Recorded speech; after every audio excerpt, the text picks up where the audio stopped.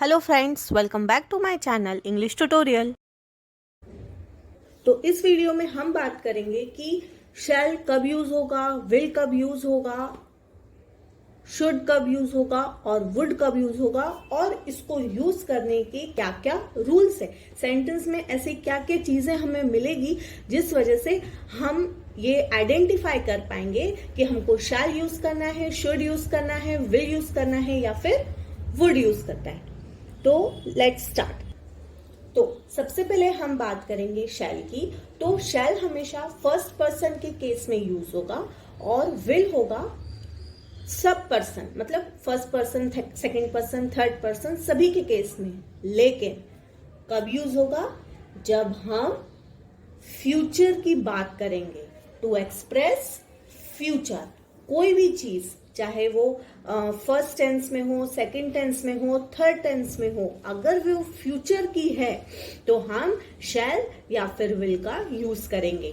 अब शैल कब यूज करेंगे? जब हम फर्स्ट पर्सन की बात करेंगे। वहीं पे विल हम सभी पर्सन में यूज कर सकते हैं, including first person also. In today's scenario, shall is less common than will, but sometimes shall is used in the second person or the third person to express command, promise or threat. Let's understand with some examples. So here we have some of the examples. Number 1, we will need the money on 15th. हमें 15 तारीख को पैसों की जरूरत पड़ेगी। अब यहाँ पे बात हो रही है फ्यूचर की, यानी कि वो फ्यूचर की कोई सी एक तारीख है जिसमें बोला जा रहा है कि हमें उस तारीख को पैसों की जरूरत पड़ेगी। वी है, वी हमारा क्या है? वी हमारा फर्स्ट पर्सन है। तो we will need the money on 15th, इसलिए हमने यहाँ पे क्या लगाया? Helping verb will. Next example देख लेते हैं। टुमारो विल बी संडे, कल संडे होगा, यानी कि ये फ्यूचर की बात की जा रही है, इसलिए हमने यहाँ पे लगाया will as a helping verb. He shall not enter my house again. अब यहाँ पे हमने शैल का यूज किया है। तो हमने शैल की सिचुएशन क्या पढ़ी थी कि जब हम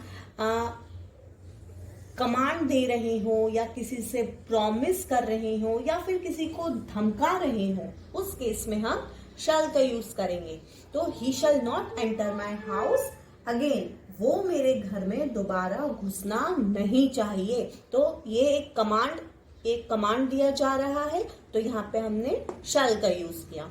you shall have a holiday tomorrow, कल तुम्हारी छुट्टी होगी।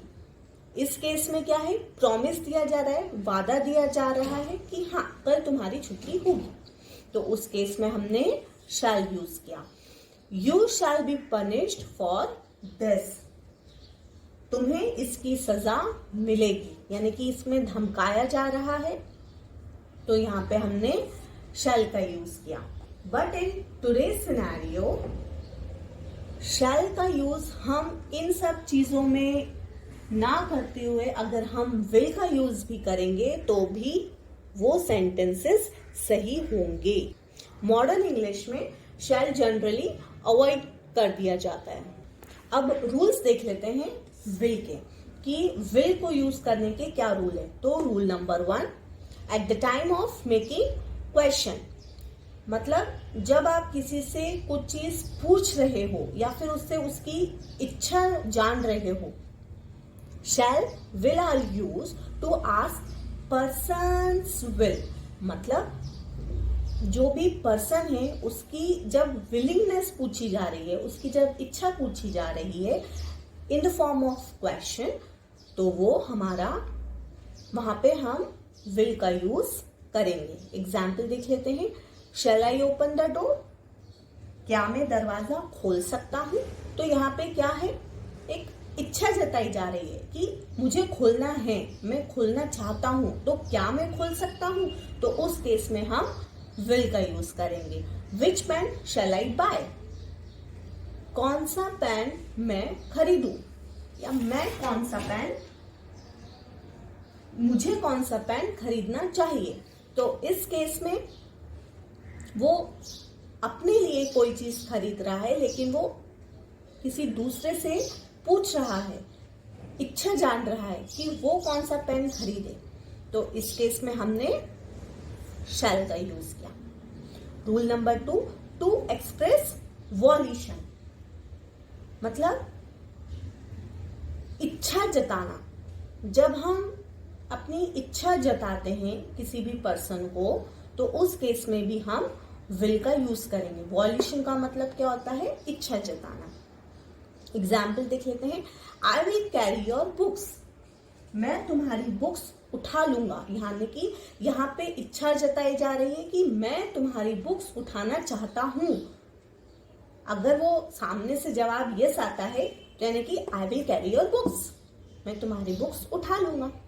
आई will try to do next time, मैं अगली बार करने की कोशिश करूंगा। यानी कि वो यहाँ पे इच्छा बता रहा है कि नहीं, अभी नहीं हुआ, मैं अगली बार करने की कोशिश करूंगा। तो उस सेंटेंस में भी हम हेल्पिंग वर्ब विल का यूज करेंगे। Let's discuss another rule. Rule number 3, will is use to explain characteristics और हैबिट। मतलब जब हम किसी भी व्यक्ति की हैबिट बता रहे हो या फिर उसकी खूबी बता रहे हो, तो उस केस में हम विल का यूज करेंगे। Example, he will talk about nothing but films, वो फिल्म के अलावा कुछ और बात ही नहीं करेगा। यानी कि यहाँ पे उसकी हैबिट बताई जा रही है कि उसे फिल्म की बातें करना अच्छा लगता है। तो यहाँ पे हमने क्या सेंटेंस बनाया? He will talk about nothing but films. Rule 4, when we talk about assumptions और probability, मतलब जब हम किसी चीज का अनुमान लगाते हैं कि या तो ये चीज होगी या तो ये चीज नहीं होगी, या फिर probability 50-50 चांसेस है, तो उस केस में भी हम will का यूज करेंगे। This will be the book you want, I suppose, मेरे ख्याल से यही वो बुक है जो तुम्हें चाहिए होगी। अंडरस्टैंड? तो यानी कि यहाँ पे जो पर्सन है वो अनुमान लगा रहा है कि शायद उसको वही बुक चाहिए होगी। तो उस केस में हम हेल्पिंग वर्ब विल का यूज करेंगे।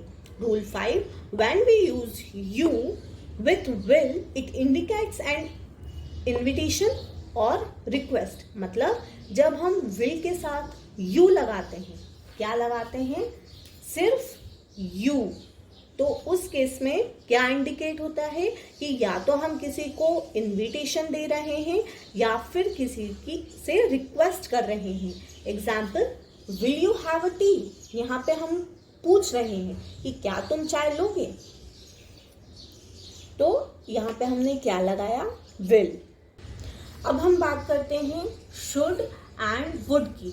तो should and would are equivalent of shall and will as the past. Same चीज है, लेकिन जब हम पास्ट की बात करेंगे तो हम शुड या फिर वुड लगाएंगे। Example, I expected that I should get a first class, मुझे ये उम्मीद थी कि मुझे फर्स्ट क्लास आए। यानी कि उसको अभी आई नहीं है, लेकिन उसने पहले कभी उम्मीद करी थी, यानी कि पास्ट में उम्मीद करी थी। तो उस केस में शुड का हमने यूज किया। Second example, he said he will be 25 next birthday, उसने कहा था कि अगले बर्थडे पर वो 25 साल का होगा। उसने कहा था, मतलब ना ही वो अभी कह रहा है और ना ही वो फ्यूचर में कहने वाला है, वो ऑलरेडी कह चुका है। इसका मतलब कि ये क्या है? हमारा पास्ट फॉर्म है, और पास्ट फॉर्म के केस में हम क्या लगाएंगे? वुड।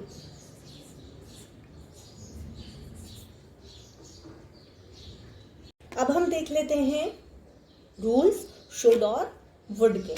तो सबसे पहला रूल है, इन क्लॉज कंडीशन शुड और would is use to express supposition. मतलब जब क्लॉज की कंडीशन आएगी तो उस केस में सपोजिशन को एक्सप्रेस करने के लिए हम शुड या फिर वुड का यूज करेंगे। Now the question is what is supposition. तो सपोजिशन एक वर्ड है जिसका मतलब होता है कि that an person think is true, मतलब पर्सन सोच रहा है, कोई भी व्यक्ति सोच रहा है कि ये सही है लेकिन ये सही नहीं होगा।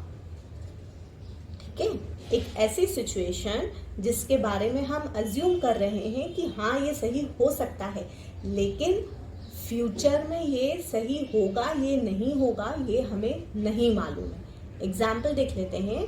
If it should rain they will not come. अगर बारिश हुई तो वो नहीं आएंगे। तो यानी कि यहाँ पे क्या है, सपोज किया गया है कि अगर बारिश हुई यानी कि वो आएंगे, ये पक्का है। लेकिन अगर किसके ऊपर डिपेंड कर रहा है, किसके ऊपर, कि बारिश के ऊपर, कि अगर बारिश हुई तो बारिश क्या है, वो सपोज कर रहा है कि बारिश हो भी सकती है और नहीं भी हो सकती है।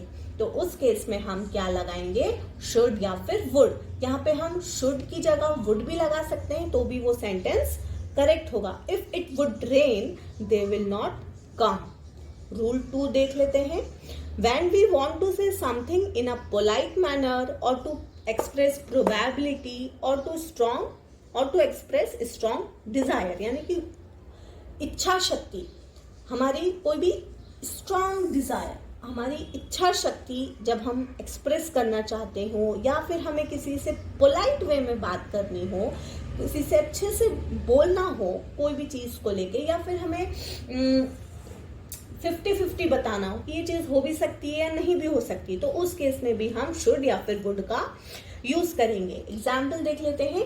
आई शुड या फिर वुड दोनों लगा सकते हैं, दोनों सही है।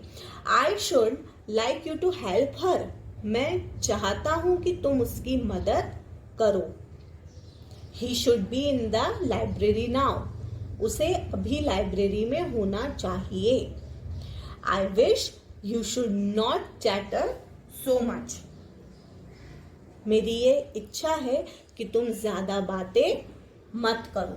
तो इस केस में क्या हो रहा है, ये तीनों एग्जाम्पल हमने लिए हैं जिसमें पोलाइट वे में बोला जा रहा है, यहाँ पे प्रोबेबिलिटी बताई जा रही है। सेकेंड एग्जाम्पल में क्या है, प्रोबेबिलिटी बताई जा रही है। फर्स्ट एग्जाम्पल में क्या है, पोलाइट वे में बोला जा रहा है। और थर्ड एग्जाम्पल में क्या है, इच्छा जताई जा रही है कि you should not chatter so much. That's all for today. If you like my today's video, please press the like button, and if you want to join my English grammar series, then subscribe to my channel. Thank you.